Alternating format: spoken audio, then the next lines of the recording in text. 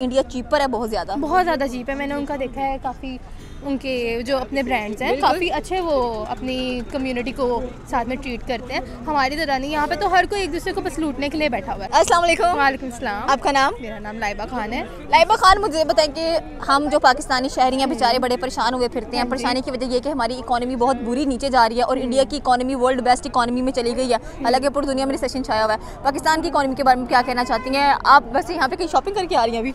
जी, अभी मेरा कबाड़ा हुआ है पूरा 10,000 का। एनम स्टोर से मैंने मेकअप खरीदा है, 10,000 दिल पे पत्थर रख के मैं लेकर आई हूँ। बस मुझे तो यही है कि बंदा एक ही बार बाहर जाए, थोड़ा घूम फिर भी ले और साथ साथ मेकअप भी ख़रीद ले।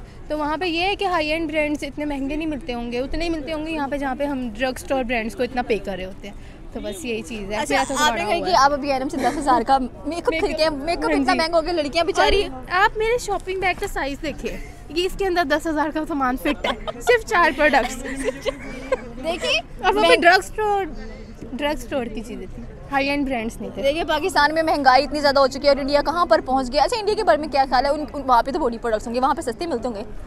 पता नहीं, उधर सस्ते मिलते हैं। क्यों नहीं यार, दुनिया की तीसरी बड़ी मैशत है वो। वहाँ पर देखें, अगर देखा जाए जाकर तो लोग वहाँ पर जाके शॉपिंग, इंडिया चीपर है बहुत ज़्यादा चीप है। मैंने उनका देखा है, काफ़ी उनके जो अपने ब्रांड्स हैं काफ़ी अच्छे, वो अपनी कम्युनिटी को साथ में ट्रीट करते हैं। हमारी तरह नहीं, यहाँ पे तो हर कोई एक दूसरे को बस लूटने के लिए बैठा हुआ है। मैं लैश एक्सटेंशंस लगवाने गई थी, उन्होंने इतनी गंदी लैश ग्लू यूज़ की, कसम से आधी लैशेस उतर के हाथ में आ गई कसम से। वहाँ पे कितने पैसे लगाए हैं?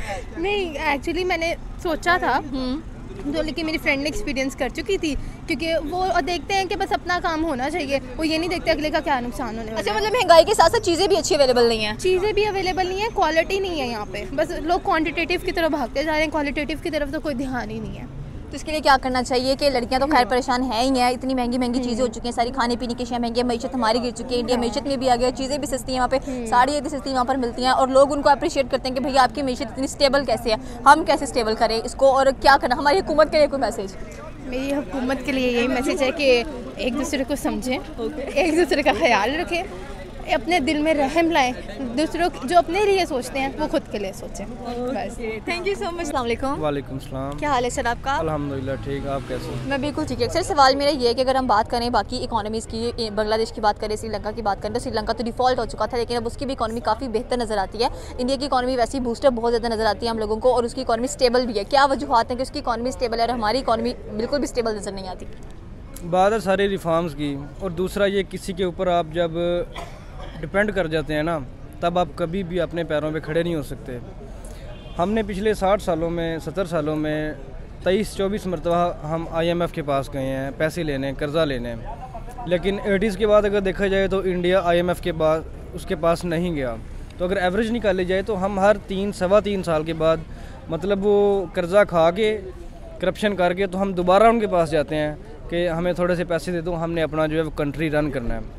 तो लास्ट दिनों तो एक ऐसी सिचुएशन आ गई थी कि अपना कोई, जब तक IMF का वो नहीं था, वो अप्रूवल हो रहा, कोई और कंट्री भी नहीं दे रहा था पैसे हमें, और ये पैसे हम यूज़ नहीं कर सकते, बस अपने पास रख सकते हैं। इस चीज़ का आपको आइडिया होगा। पब्लिक को वैसे भी अब काफ़ी चीज़ें एक्सपोज हो चुकी हैं पब्लिक के आगे, इनको आइडिया होता है।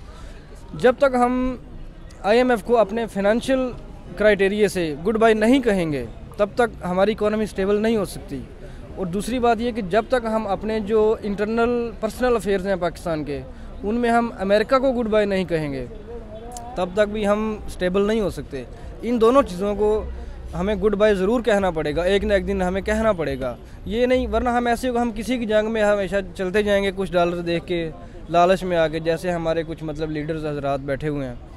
तो जब तक ये सिस्टम चलता रहेगा ना, उस टाइम बाकी बात हो गई। आजकल जो चल रहा है डिफ़ॉल्ट, देखें, डिफ़ॉल्ट होना कुछ बुरी बात नहीं है। अर्जेंटीना 11 मरतबा डिफ़ॉल्ट हुआ है। इसके अलावा यूगोस्लाविया, जिनके ऊपर इतना वो, मतलब जर्मनी बिल्कुल तबाही के दाने पे था, बल्कि तबाह हो चुका था। एक्वाडोर कंट्री है, और दूसरी जितनी स्टेट्स हैं छोटी छोटी, और जो और भी बहुत सारे कंट्री हैं जो बिल्कुल एक मरतबा मतलब डिफ़ॉल्ट होने की हद तक पहुँच चुके थे। लेकिन उन्होंने यही किया कि रिफॉर्म्स लेके आए और अपॉर्चुनिटीज़ लेके आए, और अमेरिका को, IMF को ख़ास तौर पे अपनी इकोनॉमी से गुड बाय कह दिया हमेशा के लिए। वरना जब तक ऐसा नहीं होगा तब तक कुछ नहीं होगा, मतलब वही हालात ये रहेंगे, अवाम का रोना धोना। आप अभी किसी ऐसे बंदे से बात करें जिसकी पॉलिटिकल अफेयर्स में दिलचस्पी हो, जिसकी एज 45+ हो, वो आपको बताएगा कि 2002 में भी ऐसा ही था, और 80s के बाद तो हमारा बिल्कुल ही बेड़ा गर्क हो गया ना। मतलब उसके बाद ही हर चीज़ जो है वो लोन डेप्ट, और एक पता चल गया कि निकलना कैसे है, आगे किसी को कैसे बिठाना है। और उसके 50 साल बाद हमें अभी पता चला कि बेसिकली मुल्क को रन कौन करते हैं, एक मतलब इस्टेब्लिशमेंट करती है, और उसका जो खुल के कोई नाम भी नहीं लेता, बल्कि पता सबको है इवन के। तो देखें, और इसके बाद रिफॉर्म्स की बड़ी ज़रूरत है। मतलब एक सोसाइटी की जिस तरह एक इस्लाह जो है वो एक टीचर कर सकता है ना, डिप्टी कमिश्नर या कमिश्नर नहीं कर सकता।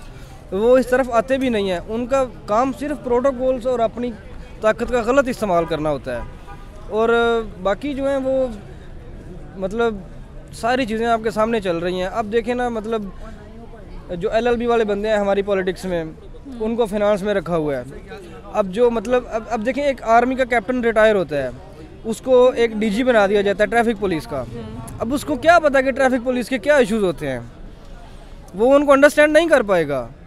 उसे यहाँ पर प्रॉब्लम ये कि एरिस्टोक्रेसी की और मोनार्की की, मोनार्क को एरिस्टोक्रेसी नज़र आती है, जो उसके बाप दादा आगे चलती आ रही हैं चीज़ें, उसको वो चीज़ तो लाजमी मिल जाती है। जब तक ये चीज़ें नहीं जाएंगी, इससे अच्छा तो फिर डेमोक्रेसी को छोड़ के कम्युनिस्ट हम लोग फॉलो कर लें। बिल्कुल ऐसा है, और उनमें बड़ा ऑर्डर इन लॉ होता है। अगर उनकी आप पॉलिसीज़ को देखें, उनको ज़रा ऑब्जर्व करें, उनमें बहुत ज़्यादा ऑर्डर इन लॉ होता है। हम तो मुसलमान होते हुए भी ज़रा भी खुदा का खौफ नहीं है दिल में अपनी। हमेशा इतनी बदमाशियाँ चल रही हैं ये पिछले दिनों से। मतलब गवर्नमेंट में देख लें, किसी भी डिपार्टमेंट में देख लें, गवर्नमेंट चेंज, ये वो। 10 अप्रैल के से पहले और 10 अप्रैल के बाद का पाकिस्तान बिल्कुल डिफरेंट है। बहुत नेगेटिव भी है और बहुत पॉजिटिव भी है। ज़्यादा पॉजिटिव है क्योंकि आवाम को अवेयरनेस बहुत ज़्यादा मिल चुकी है। Thank you so much. अस्सलाम वालेकुम। वालेकुम सलाम। क्या हाल है सर आपका? अल्हम्दुलिल्लाह, आप सुनाए ठीक है? मैं बिल्कुल ठीक है सर। मेरा सवाल ये है कि अगर हम कंपेयर करें पाकिस्तान की इकोनॉमी को श्रीलंका, बांग्लादेश और इंडिया के साथ, तो कैसी इकोनॉमी जा रही है पाकिस्तान की? क्योंकि कुछ ममालिक के अंदर रिसेशन चल रहा है इकोनॉमिकली अगर देखा जाए, लेकिन इंडिया ने स्टेबल करके रखी है अपनी इकोनॉमी। पाकिस्तान क्यों नहीं स्टेबल कर पा रहा? पाकिस्तान इसलिए स्टेबल नहीं कर पा रहा क्योंकि जो भी सियासतदान आता है करप्शन करता है, मुल्क का पैसा चोरी करते हैं। सारे चोर मिल के बैठ जाते हैं, चोरों का टोला। मतलब जो भी लीडर फ्रंट से लीड कर रहा होता है, नीचे सारे उसके चोर बैठे हैं। लीडर बिल्कुल ठीक भी हो, जब नीचे ही चोर हो, नीचे से ऊपर रिपोर्ट जाती है। अब सबको पता है रिपोर्ट वही जाती है कि हम सही हैं, सारे सही हैं, जबकि सारे मिलकर पाकिस्तान का पैसा खा रहे हैं, जिसकी वजह से पाकिस्तान की इकोनॉमी और रुपए की value day by day down होती जा रही है। तो इंडियन इकोनॉमी क्यों इतनी हाई नज़र आती है? इंडियन इकोनॉमी इसलिए हाई है क्योंकि वहाँ चोर नहीं है, उनके सियासतदान अपने मुल्क के साथ सिंसियर हैं। ये जो हमारे सियासतदान जो भी आते हैं अपनी जेबें भरते रहते हैं, पाकिस्तान का कुछ नहीं सोचते, पाकिस्तानी अवाम को बस लारे लगाते रहते हैं। इसी वजह से उनकी इकोनॉमी स्ट्रॉन्ग से स्ट्रॉन्ग होती जा रही है। इंडिया की इकोनॉमी देखो, कार मैन्युफैक्चर कर रहा है, सारा कुछ वो खुद मैन्युफैक्चर करते हैं। हम एग्रीकल्चर कंट्री होके यहाँ गंदम नहीं मिल रही, आप सबको पता है, आटा नहीं मिल रहा, किसी के पास कुछ है ही नहीं। महंगाई डे बाई डे बढ़ती जा रही है, ये करप्शन की वजह से। सारे चोर मिल के बैठ गए हैं, जिसकी वजह से हमारी economy day by day fall करती जा रही है। तो इसके लिए क्या करना चाहिए? सारे कहते हैं कि अवाम इसकी कसूरदार है, क्योंकि अवाम बाहर नहीं निकल रही है, अवाम कोई एक्शन नहीं ले रही है। लेकिन बाकी ममालिकों में अगर देखा जाए तो वहाँ पर जो अवाम है उसको प्रायोरिटी दी जाती है सबसे ज़्यादा। यार अवाम क्या करे, अवाम को जो आता है, अवाम हर किसी के साथ। हमने इमरान खान को देखा है, हम PP को देखते आ रहे हैं, नून लीग को देख चुके हैं, और क्या करें, अवाम क्या करे। अब मुझे बिठा दें, फिर मुझे बना दें फाइनेंस मिनिस्टर, देखते हैं फिर मैं बन जाता हूँ पाकिस्तान का फाइनेंस मिनिस्टर। मैं भी CA कर रहा हूँ, इसहाक डार भी CA कर चुका है, मैं CA फाइनलिस्ट हूँ। मुझे बिठा दें, फिर मैं ठीक कर देता हूँ। जिस तरह से ये चला रहे हैं, इनसे अच्छा तो मैं रन कर लूँगा पाकिस्तान की इकोनॉमी। क्योंकि एग्रीकल्चर हो के आटा नहीं मिल रहा, तो फिर और क्या मिलेगा हमें कुछ नहीं मिल रहा। ये सारे करप्ट टोले बैठे हैं, जो भी है, एक बंदा ठीक होता है, नीचे उसके 50 सारे चोर हैं, जिसकी वजह से हम डे बाई डे नीचे से नीचे जा रहे हैं। बाकी जो मुल्क है ना, जो तरक्की करते हैं, सारे एक दूसरे का साथ देते हैं। अगर कोई सियासत में है, जो अपोजिशन में बैठे होते हैं, वो उन्हें समझाते हैं कि इस तरह से आपने मुल्क को आगे लेके जाना है। ये एक दूसरे के पीछे पड़ गए हैं, तो हमने ऐसे ही होना है डे बाई डे, बस रुपया डाउन, डॉलर अप से अप, बस ऐसे ही होना है, सबको पता है फिर। Thank you so much.